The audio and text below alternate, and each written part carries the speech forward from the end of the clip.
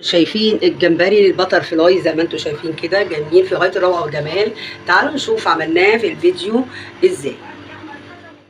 النهارده هنعمل الجمبري بتر فلاي زي ما انتم شايفين. يعني بيشترط ان تجيبي الجمبري الكبير الجامبو زي ما انتم شايفين كده. لما بنجيبه بنعمل اول حاجه فيه بنقطع الرجول بتاعته كده اهوت بالمقص، كل حاجه فيه كده اهوت بنقطعها زي ما انتم شايفين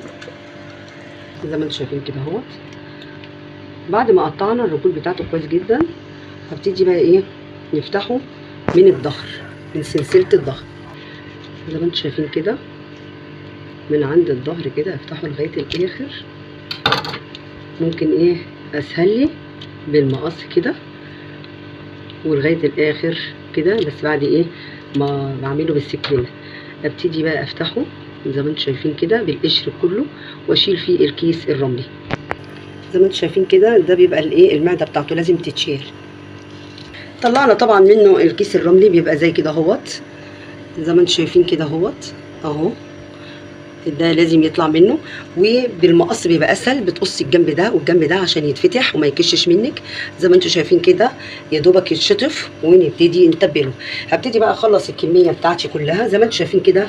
هقص الحته دي كده من الجنب شويه صغيره. طبعا هو بيتعمل بقشره زي ما انتم شايفين كده، واوصله لغايه النهايه عشان يتفتح كويس ويتقبل ايه. افتح من الجنب هنا ومن الجنب هنا برضو وابتدي افرده كده اهوت.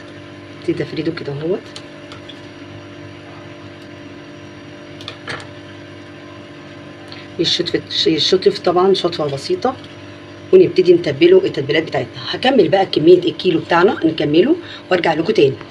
وزي ما انتم شايفين كده يفضل اننا نغسله بعد ما نشيل الرجول والشرابات بتاعته والحاجات دي، وبعد كده نفتحه برضو نشطفه شطف بسيط كده زي ما انتم شايفين بالليمون زي ما انتم شايفين كده. بعد ما غسلناه نبتدي نعمل التتبيله بتاعتنا، والتتبيله بتاعتنا بتتكون من عصير ليمون وثوم، معلقتين توم او 3 معالق، وادي مستردة 3 معالق، ولو انتوا بتحبوها ممكن تزودوا تاني عليها. عندنا بشر برتقان او بشر ليمون زي ما انتوا شايفين، هيضيف طعم جامد قوي للتتبيله بتاعتي. عندي ورقتين 3 كرفس على شبت زي ما انتوا شايفين كده، على كزبره بنحطهم. ونحط معلقه من الشطوطه بتاعتنا اللي هي الفلفل الرومي الاحمر زي ما انتم شايفين، وبنحط عليه خل وثوم وبنعمله في التتبيلات. عندنا 4 توابل بهارات السمك زي ما انتم شايفين اللي احنا عملناها مع بعض من القشور بتاعه الجمبري. بنشوحها في الفرن ونحمصها وبعد كده بنطحنها ونحط لها شويه توابل. بهارات السمك اللي احنا عملناها في البيت، لو انت مش متوفر عندك بتجيبيها من العطار بهارات السمك. وعندنا وطبعا الكمون وبابريكا مدخنه بتعمل طعم جميل جدا لاي تتبيله. البابريكا مدخنه، وطبعا الكزبره لا غنى عنها زي ما انتم شايفين كده. طبعا بشر البرتقان زي ما انتم شايفين بنبشره وبنحطه في الفريزر. لما نعوز في تتبيلات بنطلعه، او يا اما تعمليه دراي يعني مجفف، انك انت بتاخدي قشر البرتقان او قشر الليمون وبتجففيه في الفرن او على المروحه، وبعد كده بتحصلي على البشر بتاعه. بحطه في الفريزر يعني بطلعه برده ما بيتاثرش، بس عشان ما يكرفش او ايه يتغير طعمه، يتغير عشان بيقعد معانا بشهور يعني. هنحط بقى قيمه ايه معلقتين 3 زيت زي ما انتم شايفين كده. طبعا احنا بنعمل البتر فلاي بيبقى بالزبده والليمون. في التتبيله طبعا مش هينفع نحط زبده. زي ما انتم شايفين تتبيله ريحتها طالعه جميله. طبعا احنا بنعمل طبعا الليمون لما بيكون الموسم بتاعه بنعصره ونحطه في الفريزر. لما بنعوزه بنطلعه فبيفك على طول زي ما انتم شايفين. بيبقى في بلاستيك مش ازاز كده علشان ما وبسيب له مسافه عشان الفريزر طبعا بيخليه يتمدد. زي ما انتم شايفين كده التتبيله بتاعتي ابتدي بقى احطها على الجمبري بتاعي.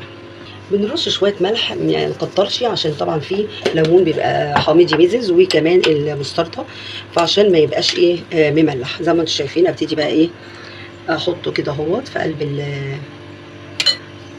زي ما انتم شايفين كده، واحاول بصباعي ادق عليه عشان يتبل. طبعا السمك غير الفراخ بيتبل على طول، يعني نص ساعه وتلاقيه خد من التتبيله اللي انت عاملاها. زي ما انتم شايفين كده ابتدي احط فيهم كلهم وارجع لكم تاني.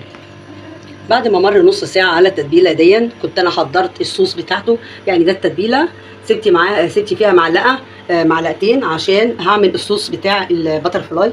طبعا خليط من الشبت على الكزبره على الكرفس، معلقتين ثوم، معلقتين مستردة، معلقتين التتبيله بتاعه الجمبري، عندنا كوبايه صغيره ليمون يعني ربع كوبايه ليمون، معلقه من الفلفل الاحمر او ممكن فلفل احمر وتقطعيه الرومي، معلقه دقيق عشان الصوص يبقى غليظ شويه، عندنا الكريمه اللباني ولو ما كانش موجوده بنحط كوبايه لبن على معلقتين قشطه ونقلبهم كويس. عندنا طبعا الزبده اهم حاجه. تعالوا بقى نحط الزبده ونشوف. هنشوح الجمبري على ظهره، هنحطه الاول على ظهره يعني على التتبيله، وبعد كده نلاقيه دقيقه ونص او دقيقتين، والوش الثاني برده دقيقه ونص او دقيقتين، ويبقى كده ايه بنطلعه في طبق تاني، وبعد كده نعمل بقى ايه الصوص بتاعنا. تعالوا نشوف هنعمل ايه. هنحط بقى ايه 4 مكعبات من الزبده تسيح شويه صغيره، وابتدي احط بقى ايه الجمبري. هنحط نقطتين زيت بس عشان الزبده ما تتحرقش. زي ما انتم شايفين كده بنحطه اولا اهوت، نملى الطاسه ما نتقلش عليه عشان هو لما الجمبري ما بيحبش النار كتير يعني. بنقلبه على الجنب التاني اهو زي ما انتم شايفين، ما بياخدش يعني نار لان لحمه طري جدا وبيستوي بسرعه. بعد كده اهوت هبتدي بقى اشيله زي ما انتم شايفين كده.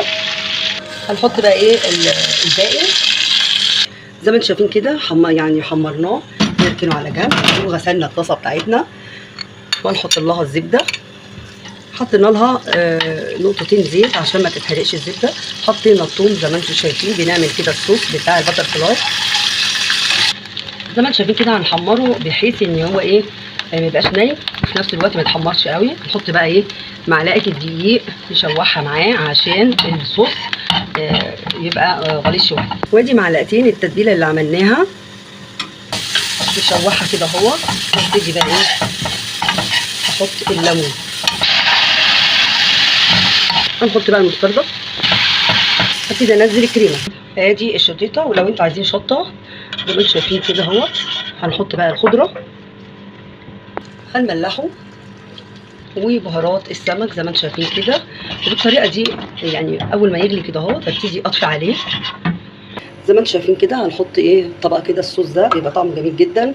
وهنبتدي بقى ايه نحط على كل واحده كده اهوت زي ما انتم شايفين الصوص ده زي ما انتم شايفين كده. على الوش بقى ايه شويه كزبره او شبت زي ما انتم شايفين كده.